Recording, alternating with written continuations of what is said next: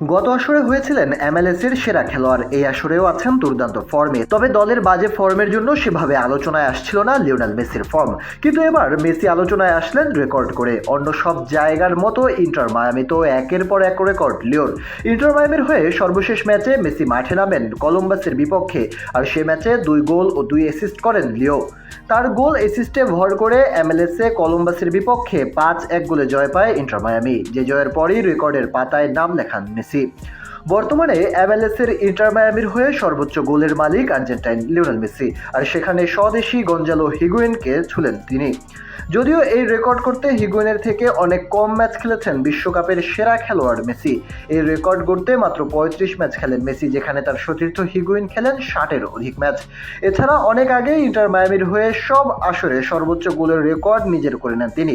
সেই রেকর্ড করতে মেসি সময় নেন মাত্র 29 ম্যাচ, যেখানে তার থেকে প্রায় দ্বিগুণ সময় নেন লুইস কাম্পানা, গঞ্জালো হিগুয়েইনরা। বর্তমানে ইন্টার মায়ামির হয়ে মেসির গোল সংখ্যা মোট 40টি, আর দ্বিতীয় সর্বোচ্চ লুই কাম্পানার গোল সংখ্যা মোট 32টি।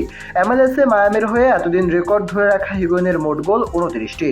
সব মিলিয়ে ইন্টার মায়ামির হয়ে এখন রেকর্ডের বরপুত্র লিও। অবশ্য মায়ামি নয়, মেসি রেকর্ড করে যাচ্ছেন সব জায়গায়।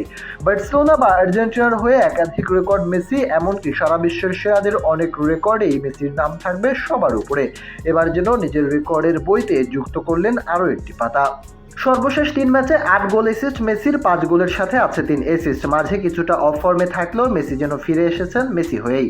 বিশ্বকাপ বাছাই পর্বের ম্যাচ খেলতে জুনে আবারও মাঠে নামবে আর্জেন্টিনা, আর দীর্ঘদিন পর আর্জেন্টিনার জার্সিতে আবারও দেখা যাবে মেসিকে। তার আগে এমন পারফরমেন্স দেখিয়ে মেসি জানান দিলেন জুনে জাতীয় দলের হয়ে বড় চমকই দিতে চান তিনি।